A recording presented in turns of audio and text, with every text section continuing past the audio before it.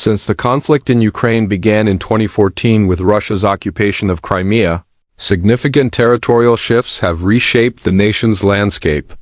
Russian forces advanced close to major urban centers, seizing farmlands and strategic rural areas. Though their military presence has since diminished in some regions, the legacy of destruction remains, particularly in the form of landmines.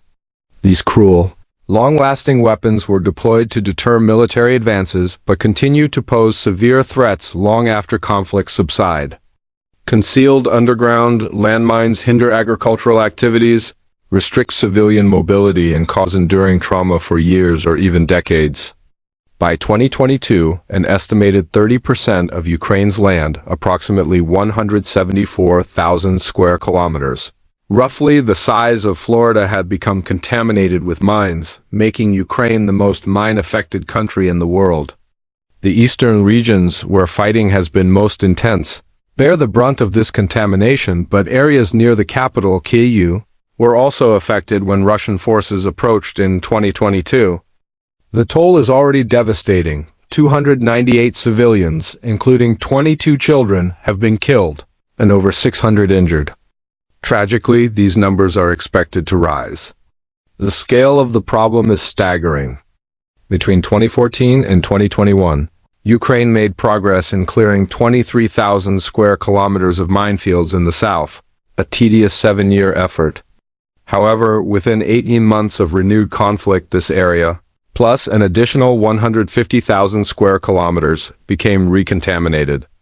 Clearing this vast expanse using current demining techniques could take an estimated 750 years, underscoring the monumental challenge Ukraine faces. To understand the scope of this crisis, it's critical to examine what landmines are, how they function, and the tools available to detect and destroy them. Landmines come in two primary types: larger ones designed to disable or destroy vehicles like tanks, and smaller ones intended to harm individuals. Ukraine is littered with both. The Russian PFM-1, nicknamed the butterfly mine, is a small, plastic-cased mine containing 37 grams of liquid explosives. Dropped from the air via mortar, helicopters, or airplanes, its asymmetrical wings allow it to glide and spin to the ground like a helicopter seed, landing softly and waiting for an unsuspecting victim. When stepped on, the thin plastic casing deforms, increasing pressure on the liquid inside and triggering an explosion. Camouflaged and containing minimal metal, these mines are extremely difficult to detect. Their lightweight design allows them to be carried by water, sometimes reaching civilian areas where children may mistake them for toys, making them particularly inhumane. The Russian PMN-2, another general-purpose mine, uses a plastic casing to reduce metal content and is buried 5 to 10 centimeters below the surface. Containing about 100 grams of TNT, it detonates under just 15 kilograms of pressure, enough to be triggered by a single step. Other mines, like the OZM-72, use tripwires to detonate 660 grams of TNT, creating deadly obstacles along roads or building entrances. Anti-tank mines, designed to penetrate heavily armored vehicles, require more explosive power and higher pressure to activate. The TM-62, for example, detonates under objects weighing over 150 kilograms, delivering a 7.5 kilogram TNT explosion. Since 2021, Russia has deployed the PTKM-1R, a sophisticated mine targeting the less armored upper sections of tanks. Equipped with seismic sensors and microphones to detect tank movement and sound, it tilts 60 degrees toward its target, launching ammunition in a parabolic arc 30 meters above the tank. Infrared and radar sensors then trigger a shaped charge to penetrate the vehicle from above. Detecting and destroying these mines is a complex task, with tools and methods varying based on the conflict's phase and the land's intended use. Military demining, focused on creating secure pathways for soldiers and equipment, differs significantly from humanitarian demining in civilian areas used for farming or recreation. For military purposes, speed is often prioritized. Mine clearance line charges, for instance, can clear a path in minutes. These consist of C4 explosive pellets attached to a nylon rope with detonation wires. Launched by a solid propellant rocket on an angled guide, The 100-meter line is pulled taut along the desired path and detonated, creating enough pressure to trigger mines below and up to 4 meters on either side. If a longer path is needed, the process is repeated. However, this method is costly, with each line priced at $83,000, and is typically used when enemies are nearby or troops need rapid advancement. When speed is less critical, such as after an enemy retreat, other methods are employed. In some cases, fields in Ukraine have been set ablaze to clear small plastic PFM-1 mines. Armored vehicles like the M1 Abrams tank, recently supplied to Ukraine, can be equipped with tools to detonate or displace mines. Chain-link flails, for example, strike the ground as the vehicle moves, detonating mines but often breaking in the process. Replacement links can be attached, but the method is less effective in rough terrain or dense vegetation. Alternatively, plow attachments on tanks can dig beneath mines and push them aside without triggering explosions. Smaller, remote-controlled flail vehicles have also emerged, and Ukrainian farmers, desperate to resume cultivation, have retrofitted farming equipment for remote-controlled demining. However, these armored vehicles have limitations. They struggle in challenging terrain and can become conspicuous targets for enemy forces. Ukrainian soldiers report that Leopard tanks used for mine clearance are particularly vulnerable to Russian attacks, as disabling them significantly hampers progress.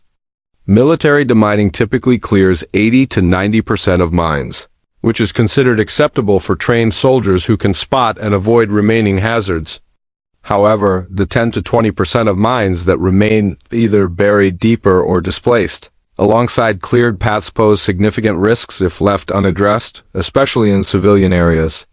Humanitarian demining, which requires a 100% clearance rate in designated zones per UN standards, is far more meticulous. Ukraine's experience is not unique. Cambodia, littered with mines during the Khmer Rouge regime, has cleared only half its contaminated land in 3 decades, with 64,000 casualties. In Afghanistan, mines laid during the Soviet occupation and by the Taliban have killed or injured nearly 57,000 people, with 79% of 2021 casualties being children. The psychological impact is profound, as seen in a small Afghan town evacuated for 3 months over rumors of nearby mines only to find 4. The Ottawa Treaty or Mine Ban Treaty prohibits the use, production, stockpiling, and transfer of anti-personnel mines, excluding those targeting tanks. Signed by over 160 countries, it excludes major powers like Russia, the US, China, India, and Pakistan. The US permits non-persistent mines that self-destruct or deactivate after 30 days to reduce civilian risks, citing their necessity for defending South Korea. Russia, while claiming support for a mine-free world, views them as essential for border security. Traditional demining relies heavily on metal detectors, which produce an audible beep when metal is detected in the soil. Operators require extensive training to interpret these signals, as they indicate only the size and proximity of an object. Upon detecting a signal, deminers use a probe ranging from a screwdriver to a force-measuring stick to carefully investigate, avoiding direct pressure on potential mines. This process is slow and stressful, especially in war-torn areas where shrapnel triggers false alarms, 100 to 1,000 times for every mine found. To address this, the U.S. Army invested $73 million over 15 years to develop the handheld standoff mine detection system in 2006. Combining a metal detector with ground-penetrating radar, it provides data on an object's size, shape, and depth, reducing false positives.